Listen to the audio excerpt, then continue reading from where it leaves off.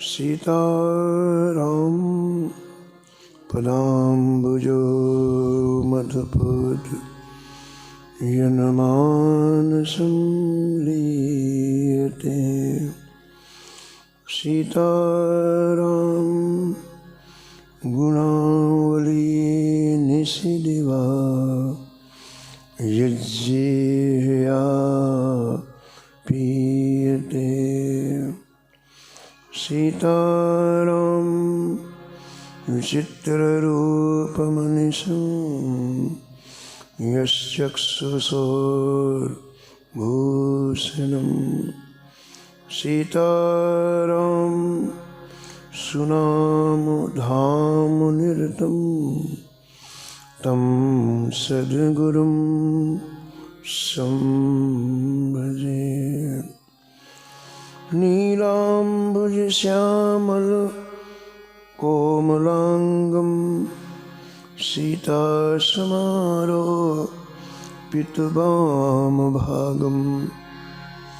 पाणौ महासायकचारुचापं नमामि रामं रघुवंशनाथं।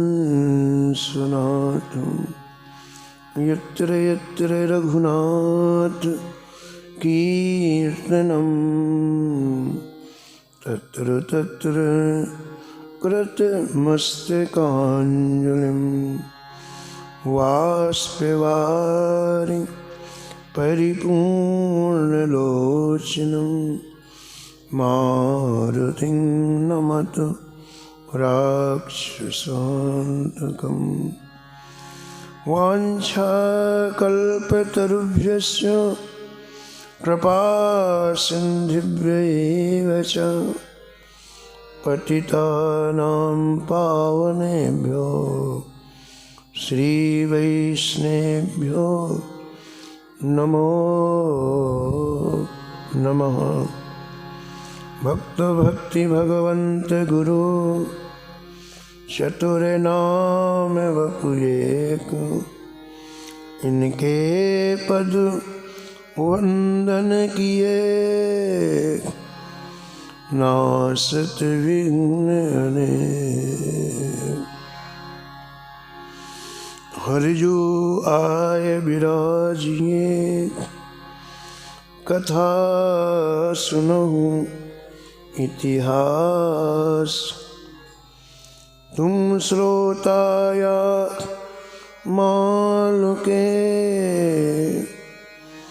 तुम पद रज मम आ। तुम पीछे जो और हैं श्रोता हैं रसखान। तिनके सकल मनोरथ पूरवहु श्री भगवान।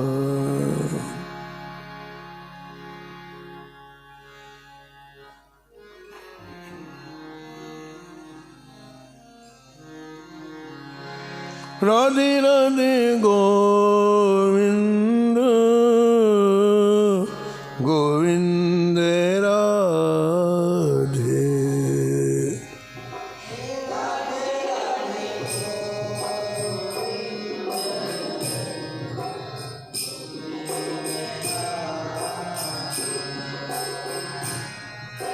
राधे राधे गोविंद गोविंद राधे।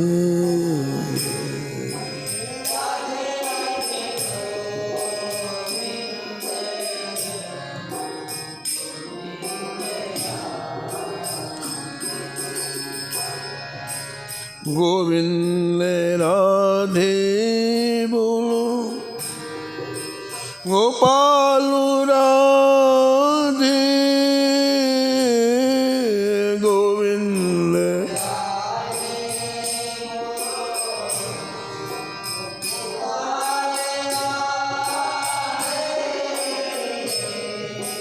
गोविंद राधे बोलो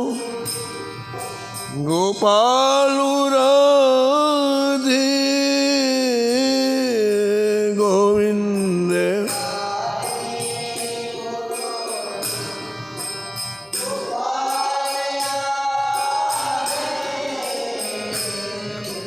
राधे राधे गोविंद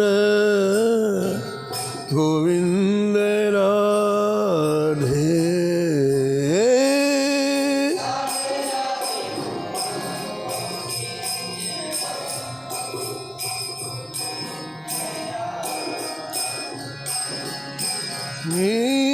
राधे राधे गोविंद गोविंद राधे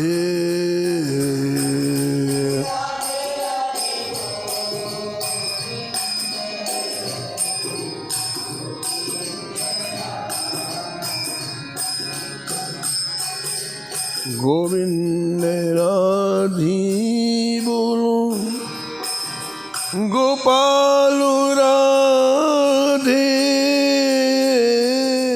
गोविंद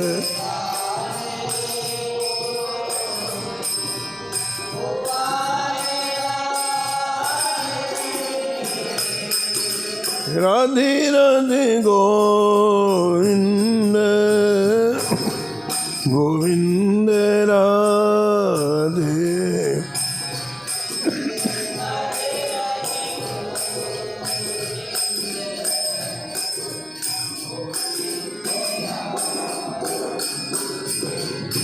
हे राधे राधे गोविंद गोविंद राधे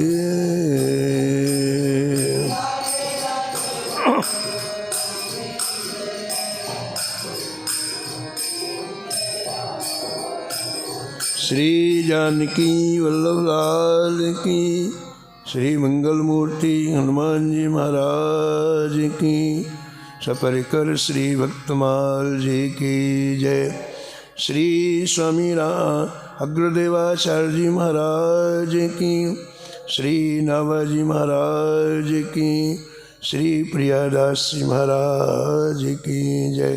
सब संत भगवान की श्री वृंदावन धाम की श्री बांके बिहारी लाल की श्री राधा वल्लभ लाल की श्री गिरिराज जी महाराज की श्री यमुने महारानी की श्री रामनाम महाराज की श्री जगद्गुरु रामानंदाचार्य भगवान की श्री महाराज जी की जय जय श्री राम।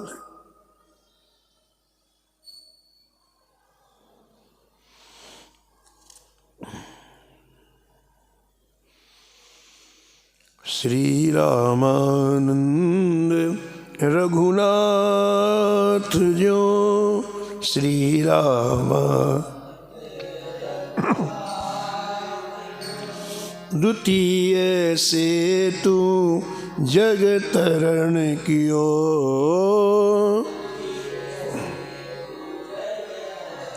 अनंतानंद कबीर सुखा सुर सुरा पद्मावत नर हरि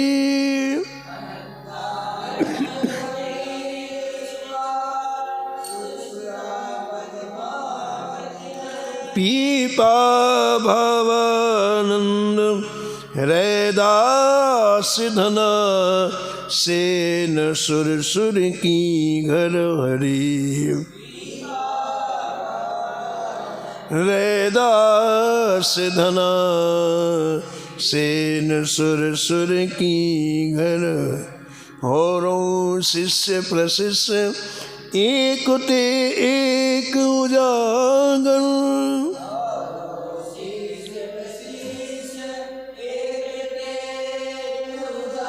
जगमंगल आधार भक्ति दसधा के आगर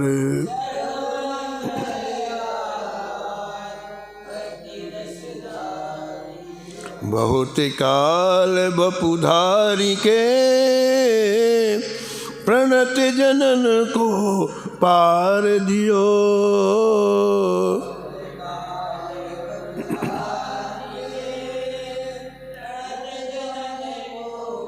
श्री रामानंद रघुनाथ जो द्वितीय सेतु जग तरण कियो।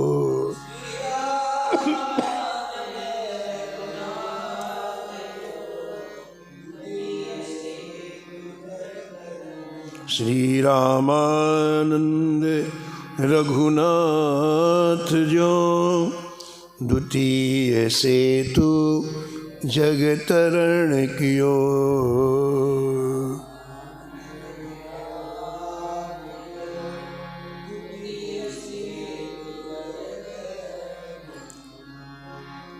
प्रातः स्मरणीय परम वंदनीय श्री भक्तमाल के रचयिता श्री नामा गोस्वामी जी इस छप्पे में जगत गोस्वामी श्री रामानंदाचार्य भगवान का स्मरण किया है और निष्कर्ष के रूप में कहते हैं कि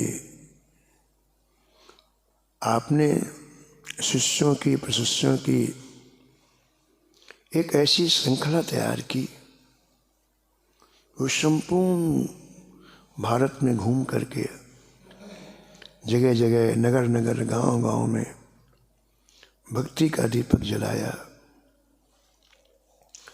श्री ठाकुर जी के भक्ति को प्रवाहित किया। पूर्व प्रसंग में आज श्रवण कर रहे थे कि गुरु स्वामी श्री रामानंदाचार्य जी के शिष्य श्री योगानंदाचार्य जी महाराज ने निवेदन किया स्वामी जी के चरणों में कि एक बार आपकी पद यात्रा पूरे भारत में निकले। अनेक अनेक जीव क्लेश दुख शोक मोह से पीड़ित हैं।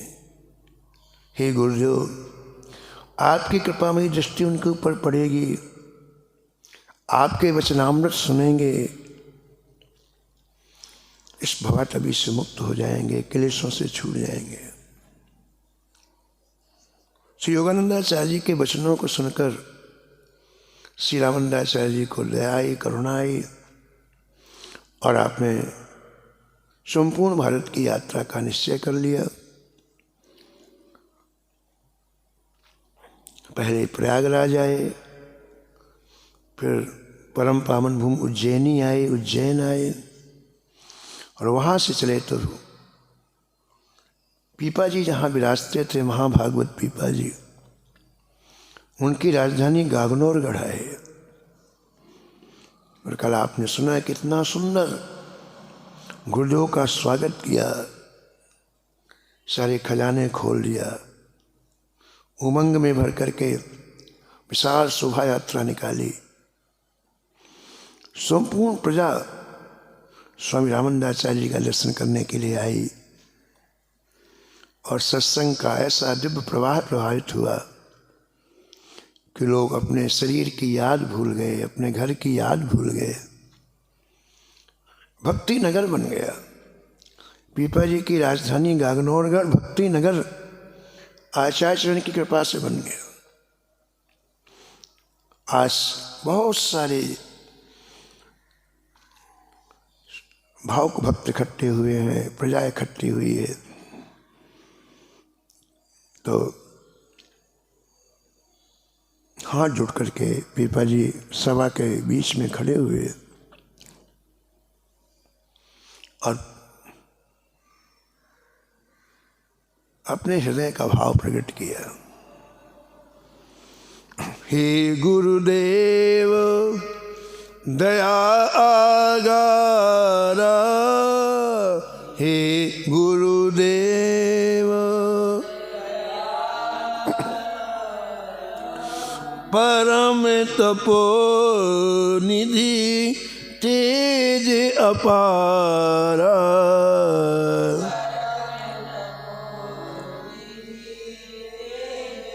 विशाल उच्चासन पर विराजमान गुरु रामानंदाचार्य जी के सामने हाथ जोड़ करके पीपा जी बोले, हे दया में गुरुदेव, आप परम तपो में हैं, तेजो में हैं, कृपा करके मुक्ति का उपाय बताइए, मुक्ति का स्वरूप क्या है ये बताइए।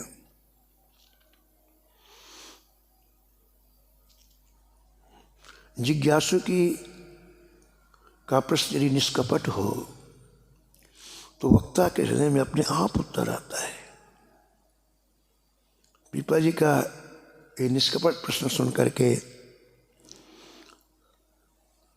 गुरु रामानंदाचार्य जी बोले, बोले भास कारयति राजा, बोले भास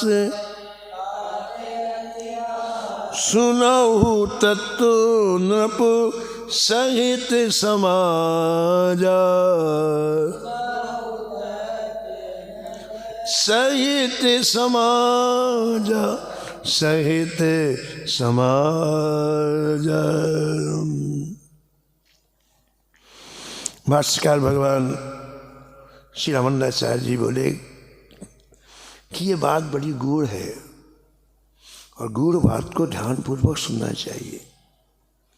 ये रहस्य की बात है, मैं तुम्हें सुनाता हूँ। मुक्ति किसे कहते, मुक्ति है क्या? पहले तो जानना चाहिए कि मुक्ति क्या है। स्वामी रामानंदाचार्य जी कहते हैं कि श्री साकेत लोक जो अविनाशी है, आनंद में है, ये श्री राम जी का निज धाम है। श्री साकेत लोक में जाने पर फिर कोई जीव वहां से लौट के नहीं आता है। साकेत लोक में इस जीवात्मा को निरंतर श्री ठाकुर जी की सेवा का सुख मिलता है। प्राप्त होए साकेत जब, प्राप्त होए मुक्ति कहावे सोए,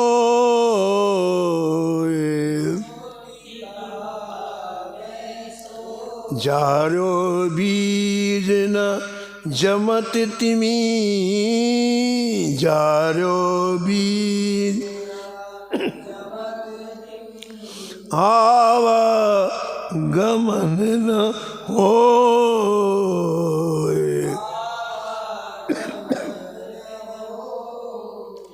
आचार्य कहते हैं कि और लोग तो प्रलय में नष्ट हो जाते हैं, लेकिन दिव्य साकेत लोक प्रलय में भी नष्ट नहीं होता है। साकेत में जाना ही मुक्ति कही जाती है। हमारे वैष्णव में मुक्ति उसे नहीं कहते हैं कि किसी ज्योति में विलीन हो जाना। हमारे यहाँ तो जो सेवा हम लोग यहाँ कर रहे हैं ना, शरीर छोड़ने के बाद श्री ठाकुर जी के दिव्य लोक में वही सेवा मिलेगी। इसी को मुक्ति कहा जाता है। आचार्य कहते हैं कि जैसे बीज होता है उसे भून दिया जाए, गेहूं है, जौ है, चना है, इसको आप कढ़ाई में थोड़ा सेंक दो और फिर यदि आप जमीन में बो तो कभी अंकुरित होगा? नहीं होगा। अंकुरण की क्षमता उसकी समाप्त हो गई। वैसे ही जीव जैसे ठाकुर जी से जुड़ता है फिर उसका जन्म नहीं होता है, जन्मन के चक्कर से वो छूट जाता है। तो ऐसी मुक्ति कैसे मिले? पहले तो बताया मुक्ति क्या है। श्री ठाकुर जी के दिव्य साकेत की प्राप्ति और साकेत में श्री ठाकुर जी की सेवा का सुख, ये मुक्ति है। अयोध्या में एक बहुत प्रसिद्ध संत थे, बड़े वज्रानंदी संत।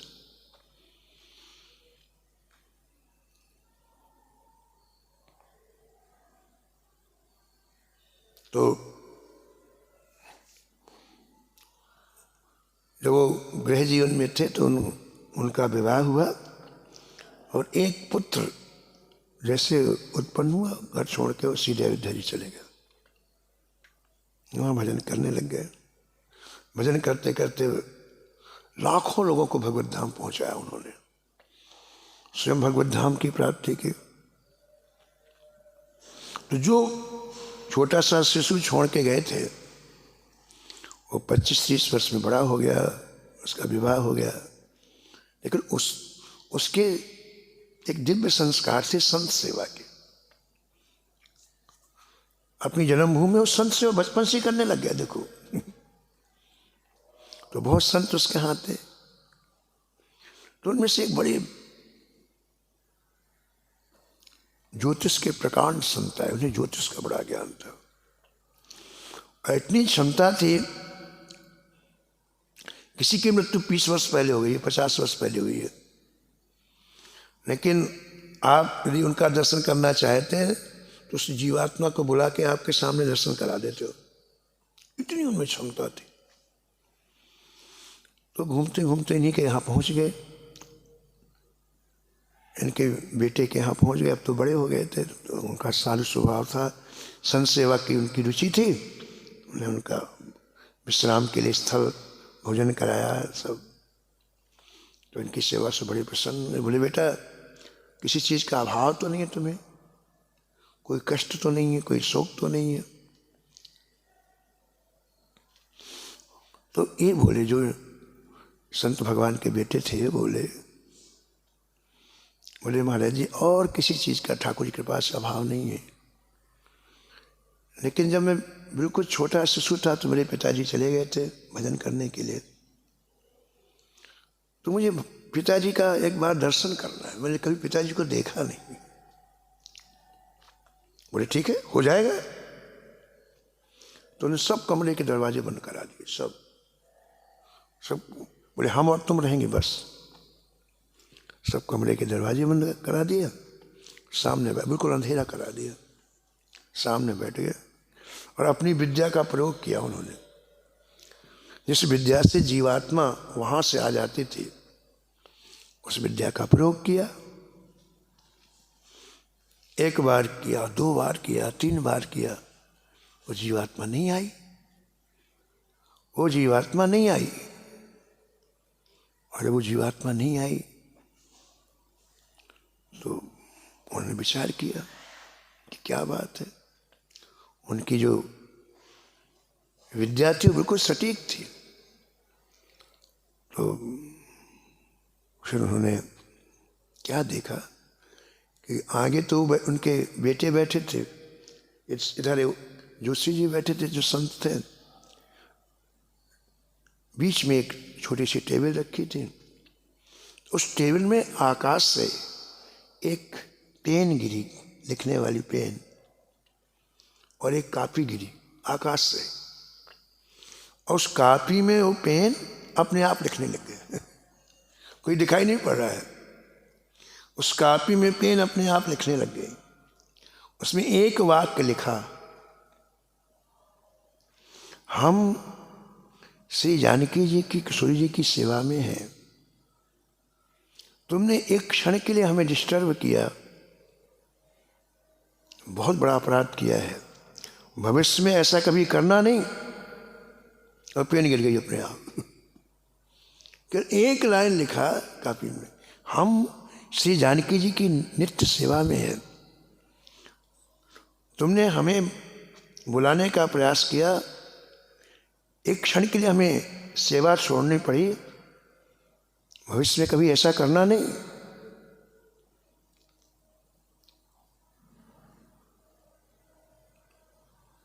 फिर वो नहीं आए, चले गए महात्मा।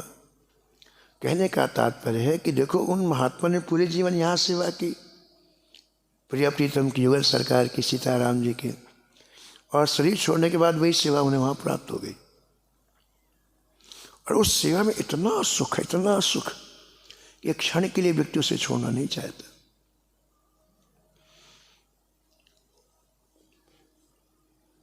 तो यहाँ गुरु रामानंदाचार्य जी महाराज कहते हैं, तहाँ सेवा सुख अनुभव होई।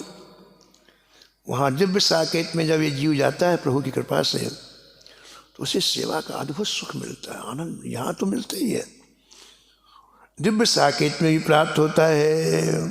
तो ये इसी को मुक्ति कहते हैं। हमारे वैष्णव में मुक्ति यही है। तो मुक्ति कैसे मिले, ये प्रश्न है। गुरु रामानंदाचार्य उत्तर देते हैं, सुनो भाई, मुक्ति कैसे मिलेगी। मुक्ति उपाय सुनहु अब भाई, मुक्ति उपाय सुनहु अब हाँ मुक्ति उपाय सुनहु अब भाई।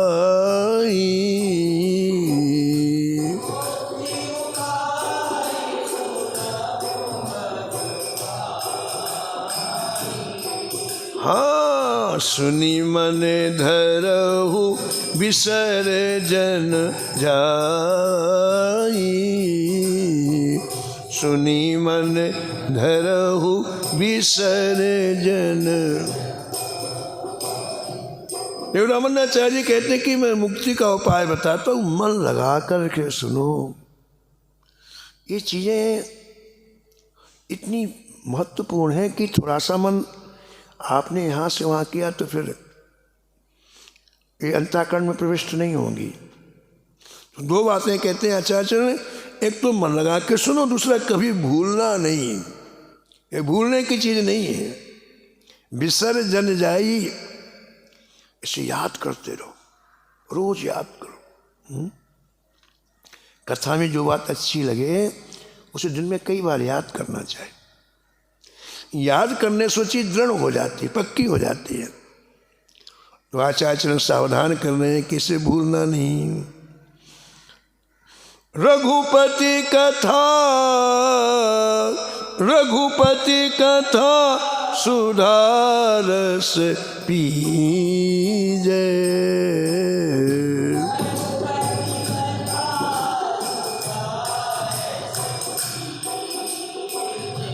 हाँ सिया राम धुन कीर्तन कीजे।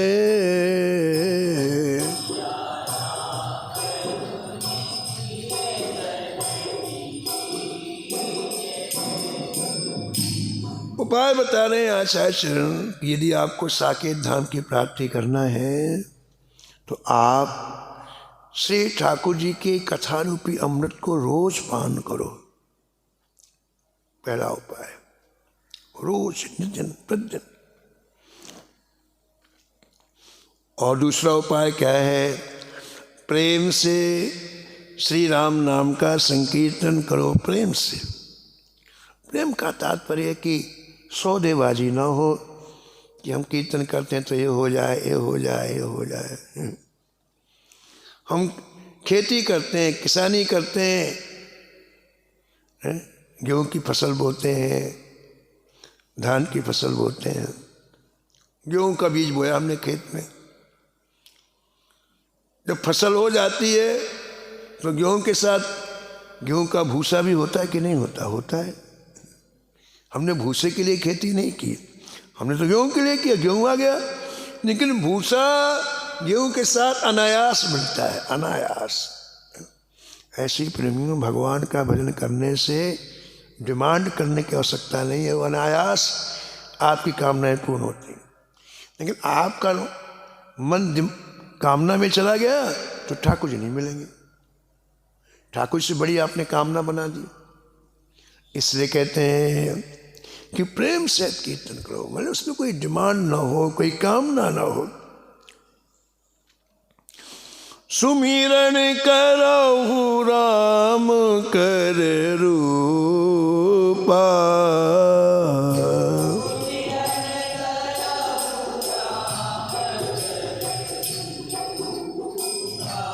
हाँ सेवहु प्रभु पद कमल अनूपा।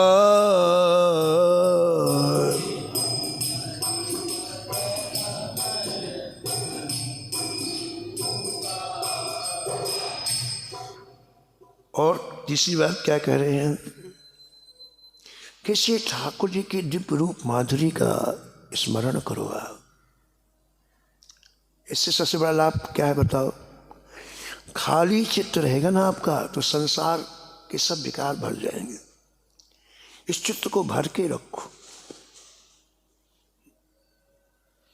ठाकुर जी के रूप माधुरी को अपने चित्त में भर के रखोगे ना तो संसार का कोई विकार आपके अंदर जा नहीं सकता।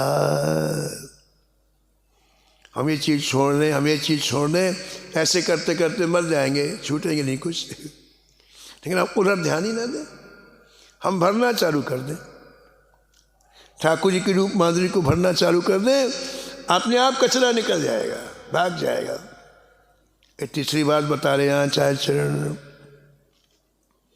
और चौथी बात कह रहे हैं, सेवहु प्रभुपद कमल अनूपा। हमारे वैष्णव ने श्री ठाकुर जी के चित्रपट की, श्री ठाकुर जी की मूर्ति की सेवा करने में बड़ा जोर दिया। ये मनोवैज्ञानिक बात है कि सेवा में समस्त इंद्रियां लग जाती हैं, हाथ, कान, मुंह, नाक, पैर, हाथ, सब एक साथ इन सब इंद्रियों से श्री ठाकुर जी की सेवा हो जाती है। और कोई ऐसी विधा ही नहीं है। इसलिए को स्वामी हरिदास जी ने श्री बिहारी जी की सेवा की, श्री तरवंश महाप्रभु जी ने श्री राधा वल्लभ लाल जी की सेवा की, श्री रूप गोस्वामी जी ने, सनातन गो, यानी जितने भी भजनानंदी महापुरुष हुए हैं सबने सेवा की। अमरीश जी के चरित्र में आपने सुना कि छोटी रानी ने सेवा की, केवल ठाकुर जी की सेवा की महाराज, और इतना सुख दिया ठाकुर जी, इतना सुख दिया।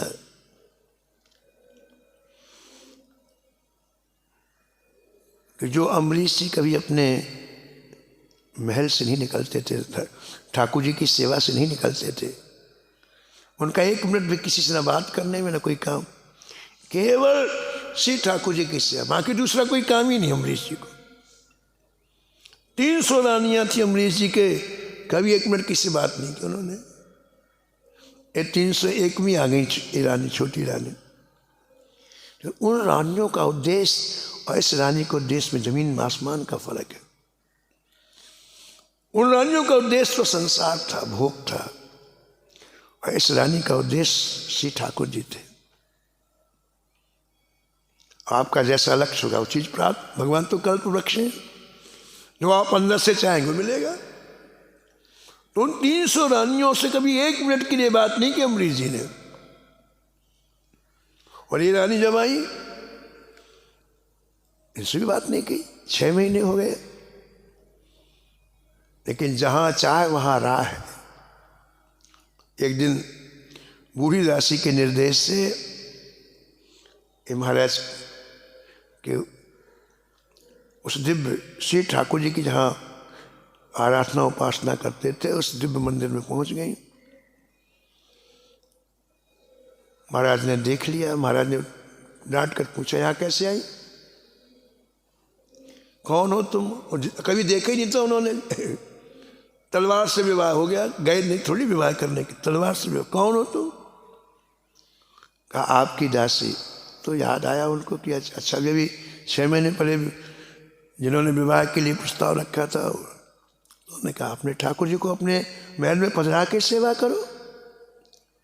और महाराज जी बात लग गई रानी को, ऐसी सेवा किया कि एक दिन अमरीश जी स्वयं रानी के ठाकुर जी का दर्शन करने के लिए गए और देखा भाव विभोर डूबी हुई रानी, सारी इंद्रियां सेवा में लगी हुई है। ऐसे रस का प्रवाह प्रवाहित हो रहा है चारों तरफ कि अमरीश जी आश्चर्यचकित हो गए। रानी के मुख से जो गायन निकल रहा था हृदय से महाराज, वो शब्द अमृत की वर्षा कर रहे थे। महाराज के कानों में पड़ते ही महाराज खड़े हो गए अम्बरीश जी। लगता था और सुनूं और सुनूं और सुनूं, नहीं पास से सुनूं।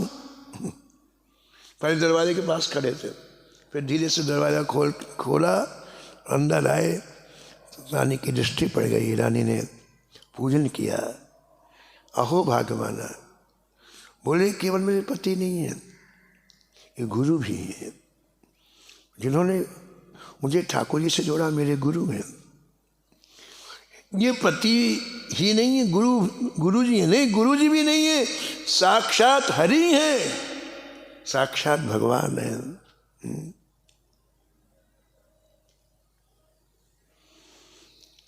यहाँ आचार्य चरण कहते हैं कि सेवा करनी चाहिए, चाहे चित्रपट सरकार की सेवा करो, चाहे ठाकुर जी की सेवा करो। यदि आपको शरीर छोड़ने के बाद दिव्य धाम में जाना है और वहाँ श्री ठाकुर जी की सेवा कर, अभ्यास अभी से करो, शरीर में से करो अभ्यास आप।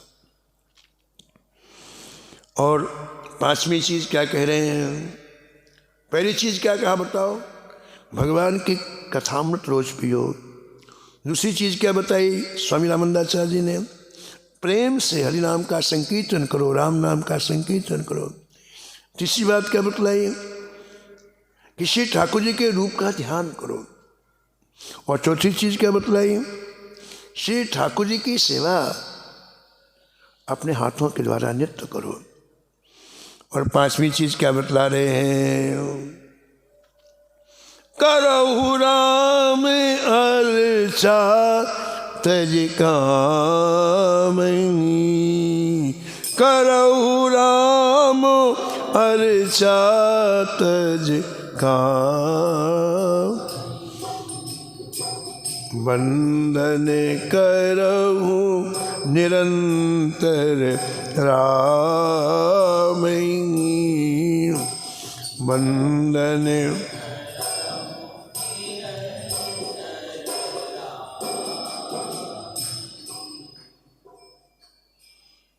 रामाच्या श्री राम जी का पूजन। कैसा पूजन? समस्त परिकरों के साथ रामाच्या पूजन होता है। 7-8 घंटे लगते हैं उसमें। समस्त परिकर ठाकुर जी के जितने सृष्टि में जितने देवता हैं सबके साथ पूजन रामाच्या का किया जाता है।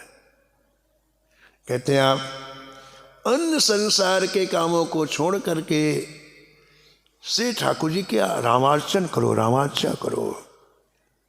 तज विविध कर्म अधर्म प्रद, सब शोक प्रद सब त्याग हो। गोस्वामी जी कहते हैं भैया अनेक कामों में मत फंसे रहो, ये बाद में तुमको शोक देंगे, दुख देंगे। इनका जो फल मिलेगा वो क्या मिलेगा? दुख, शोक। इसलिए तज, इनको छोड़ दो। तज विविध कर्म अधर्म प्रद, बहु शोक प्रद, सब त्यागो। संसार के जितने कर्म हैं ये शोक देने वाले हैं, इससे इनका त्याग कर दो। विश्वास कर कहदास तुलसी, राम पद अनुराग हो। बोले हम लोग संतों के कहने से, हम लोग कहने से एक बात में विश्वास कर लो, श्री राम जी के चरणों से प्रेम करना प्रारंभ कर दो। तो स्वामी रामानंदाचार्य जी कहते हैं अन्य कार्यों को छोड़ करके श्री राम जी की अर्चा करो और निरंतर भगवान के चरणों में वंदन करते रहो। वंदन करो निरंतर राम। वंदन हम किसका करते हैं? अपने स्वामी का, अपने मालिक का, है ना। तो कहते हैं कि आप दास बन जाओ ठाकुर जी के। दास कब बनेंगे? जब हमारे अंदर सब अभिमान गलित होगा। जब तक हमारे अंदर अभिमान होगा तब तक हम स्वामी बनने का प्रयास करेंगे, दास नहीं बनेंगे। तो आचार्य कहते हैं बनहु दास तजी सब अभिमान,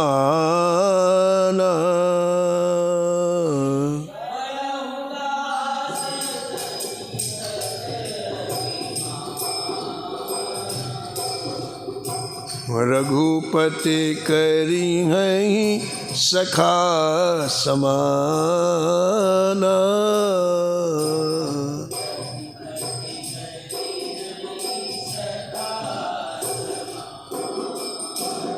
जब प्रभु के दास बन जाओगे तो ठाकुर जी तुमसे मित्रवत व्यवहार करने लगेंगे। अपने पास कुछ भी ना रखो, एक बार सब कुछ ठाकुर जी के चरणों में समर्पित कर दो। अपनो सर्वस्व राम दीजे,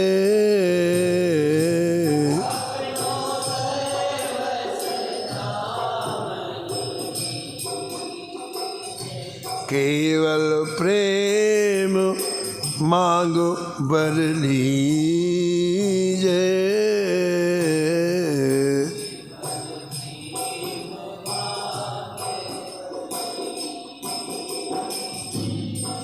सब कुछ समर्पण करके केवल ठाकुर जी से उनका प्रेम मांग लो। श्री राम जी कैसे हैं?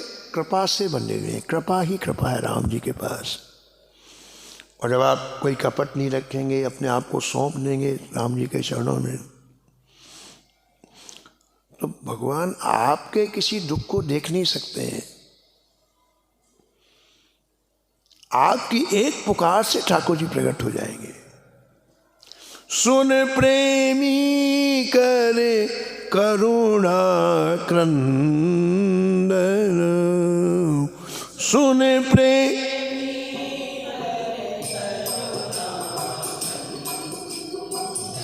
हाँ प्रगट देत दर्शन रघुनंदन।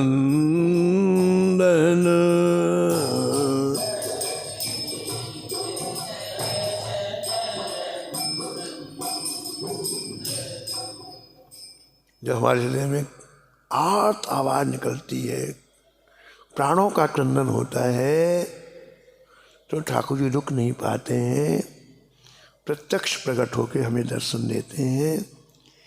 ऐसा ग्रंथकर्ता स्वामी जयराम देव जी महाराज वर्णन करते हैं। कई बार आपने कथा सुनी है। प्रगट प्रेम कलयुग प्रधान। इस कलयुग में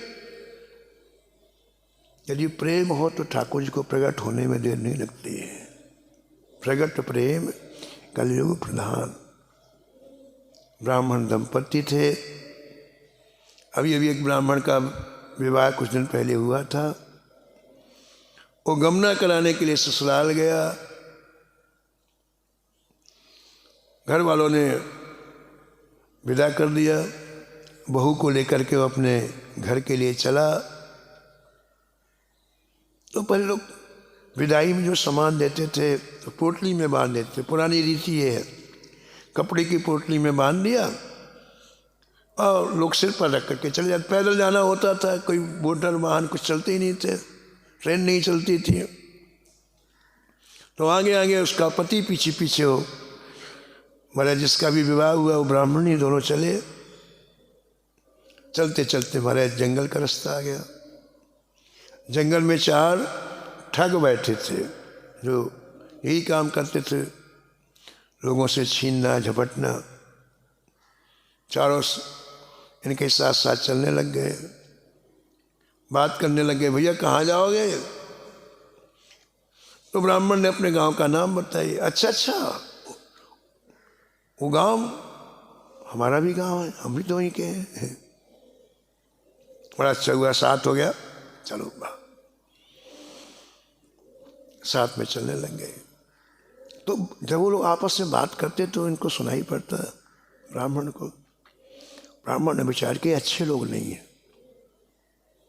जिसके सब विचार होते ना वो सात्विक बात करता है, ठाकुर संबंधी बात करता है, किसी की निंदा नहीं करता, किसी के दोषों का वर्णन नहीं करता है। क्योंकि समय तो वही है, चाहे आप ये कर लो चाहे वो कर लो, और जो समय चला गया वो दोबारा आता नहीं है। तो उनकी बातों से पता चला कि अच्छे लोग नहीं है। सूर्यास्त होने वाला था तो ब्राह्मण ने अपनी ब्राह्मणी से कहा, देखो अपन इस गांव में रुक जाते हैं, रात्रि में यात्रा करना ठीक नहीं है, अंधेरा होने वाला है, अपने सामने गांव आ गया, यहीं रुक जाते, सुबह चलेंगे। रात्रि में कोई राहगीर मिलेगा नहीं, सुबह कम से कम कई चलने वाले साथ में मिल जाते हैं। वहाँ आगे जंगल है, जाना ठीक नहीं। अब वो ठग भी साथ में चल रहे थे। ठगों ने सोचा दे काम बिगड़ जाएगा, अगर ये रुक गए तो हमको फिर अपना काम करने को मौका नहीं मिलेगा। वो ठग सामने आए, बोले भाई साहब लगता है आपको हमारे ऊपर विश्वास नहीं है, हम भी उसी गांव के जिस गांव के आप हैं, और कहाँ दूसरे घर में आप पड़े रहोगे। अरे अपना घर होता है, 4 घंटे का रास्ता है, चलेंगे तो पहुंच जाएंगे। ब्राह्मण ने कहा भैया हमें नहीं जाना, आप जाओ, हमें नहीं जाना। अब वो ठग बिछा, अब क्या करना चाहिए। तो एक ठग उसने युक्ति से काम लिया। उसने कहा भाई साहब हमें आप गलत मत समझो, यदि हमारे मन में थोड़ी भी धोखा देने की कोई कामना हो, इच्छा हो, तो हमारे और आपके बीच में राम जी हैं, ऐसा बोला। ये ठग लोग, दुष्ट लोग कथा बहुत अच्छी करते हैं महाराज, सामने वाले को प्रभावित हो जाए बिल्कुल। बोले हमारे और आपके बीच में यदि कोई कपट की बात हो तो राम जी हैं, राम जी। ब्राह्मण ने कहा हमको नहीं जाना भैया, आप जाओ। लेकिन जिसका अभी अभी विवाह हुआ ब्राह्मणी का, राम का नाम सुनते ही समाधिस्थ हो गई। ये देखो अंतःकरण की स्थिति अलग अलग होती है। देखो आप उसके बारे में कुछ नहीं लिखा कि कभी उस सेवा पूजा करके आते, लेकिन उसका जो लगाव प्रेम राम के नाम में देखो। उस ठग ने कहा कि हमारे तुम्हारे बीच में राम जी हैं, राम जी। तो राम का नाम जब सुना तो समाधिस्थ हो गई 1 मिनट के लिए। फिर आँख खोल के बोली स्वामी जी इसमें डरने की क्या बात है, जब राम जी बीच में है तो चलो। जहां राम है वहां डरने का क्या काम है, चलो। उस ब्राह्मण का बिल्कुल मन नहीं था, लेकिन ब्राह्मणी के कहने से चल दिया। 1 घंटे आगे चले, अंधेरा हो गया, जंगल आ गया। वो तो उनका तो रोज का काम था। खड़े हो गए सामने, ब्राह्मण का हाथ पकड़ लिया और ब्राह्मणी के देखते देखते तलवार निकाली और उसका सिर काट दिया। रोज का ही काम था। अभी आभूषण पहने हुए थी, अभी अभी विदा होके आई है अपने मायके से। तो उनमें से एक ठग ने हाथ पकड़ा, बोले चल हमारे साथ में। हाथ पकड़ करके उसके अपने साथ में, जैसे व्यक्ति किसी को घसीटता है ऐसे ले जाने लग गए। और उस ब्राह्मणी को देखो रोई नहीं। अब ये तो इधर ले जा रहे हैं और पीछे मुड़ के ऐसा देखे। ठग लोग इधर ले जा रहे हैं और पीछे मुड़ के इधर देखे। उन चारों ठगों ने कहा किसे देख रही है, तेरे पति को तो तेरे सामने हमने, अब किसे देख। बोले मुझे पति से मतलब नहीं है, मुझे राम जी से मतलब है। जिन राम जी को तुमने बीच में रखा तो कहाँ है। बीच दियो सोनारी कहाँ कहे राम पुकारी, बीच दियो सो राम कहाँ कहे नारी पुकारी। हे राम तुम कहाँ हो। कहा उसके इस करुण क्रंदन ने महाराज एक क्षण में राम जी को प्रकट कर दिया। आए सारंग पाण, आए सारंग पाण, शोको सागर टेटारी। आए सारंग पाण, शोको सागर टेटारी। श्री राम जी प्रकट हुए, कैसे सारंग पाण धनुष बाण लिए गए, एक क्षण में चारों को गले काट दिया। ब्राह्मण का स्पर्श किया, ब्राह्मण फिर जीवित हो गया। दर्शन देके भगवान चले गए। गुरु रामदाचार्य जी कहते हैं कि प्रेमी भक्त की आर्त पुकार को सुनते ही श्री ठाकुर जी प्रत्यक्ष दर्शन देते हैं। सुन प्रेमी कर करुणा क्रंदन,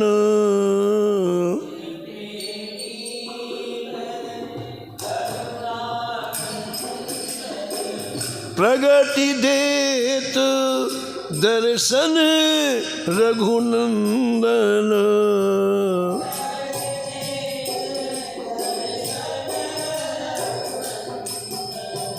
प्रगट देत दर्शन रघुनंदन।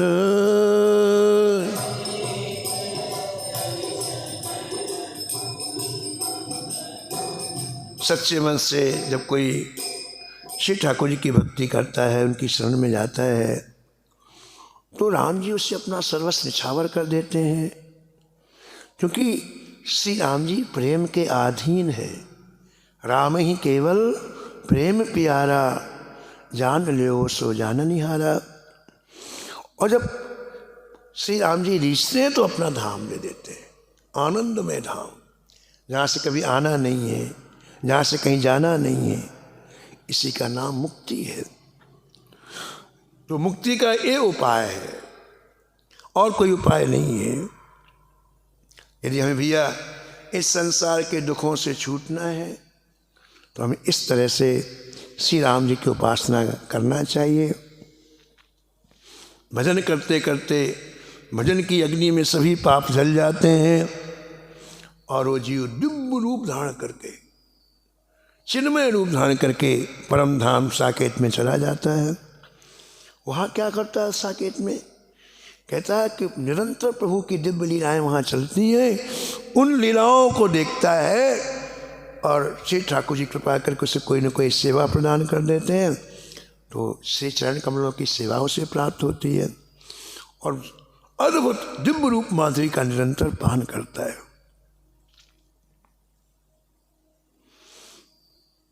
इस सुंदर रहस्यमय बात को सुनकर के श्री पीपा जी के साथ पूरी प्रजा अत्यंत आह्लादित हो गई और सबने आचार्य चरण की जय जयकार बोली और अपने अपने घर को चले गए। बोलो श्री रामदाचार्य भगवान की। शेष कथा आप कल श्रवण करेंगे।